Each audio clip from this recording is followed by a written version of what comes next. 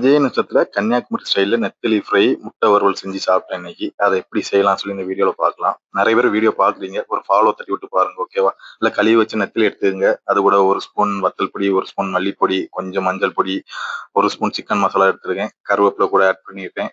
கொஞ்சம் எண்ணெய் தெளிச்சுக்கங்க. அப்பதான் வந்து மேரினேட் பண்றதுக்கு ஈஸியா இருக்கும். ஒரு 2 மினிட்ஸ் போல மேரினேட் பண்ணி வச்சா போதும். அடுத்து கடாயில லைட்டா எண்ணெய் ஊத்திக்கிட்டு, நான் ஃபர்ஸ்ட் கருவேப்பிலை எப்பவுமே யூஸ் பண்ணுவேன்.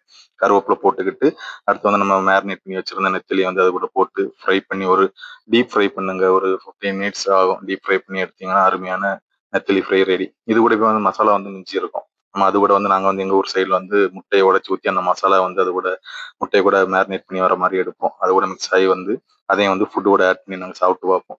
சால மீன் குழம்பு வச்சனால இந்த 2 சைட்ஸ் ட்ரை பண்ணியிருந்தோம். அருமையா இருந்துச்சு. நீங்களும் ட்ரை பண்ணி பார்த்துட்டு எப்படி இருந்துச்சுன்னு சொல்லுங்க. டேஸ்ட் உங்களுக்கு எப்படி வந்துச்சு, முருவலா வந்துச்சான்னு சொல்லி சொல்லுங்க. அடுத்து இந்த மாதிரி வீடியோஸ் வந்து எனக்கு ஃபாலோ பண்ணி வைங்க மறக்காம.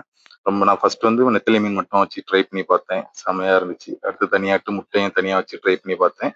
அடுத்து 2யுமே சேர்த்து ட்ரை பண்ணி பார்த்தேன். இப்போ வந்து சிலவங்களுக்கு வந்து பொரிச்ச மீன் பிடிக்கலன்னா, அது கூட வந்து மீன் குழம்ப ஊத்திக்கிட்டு அப்படி சாப்பிட்டு ரைஸ் கூட வச்சு சாப்பிட்டு பாருங்க அருமையா இருக்கும். பாய் நெக்ஸ்ட் வீடியோ சந்திப்போம்.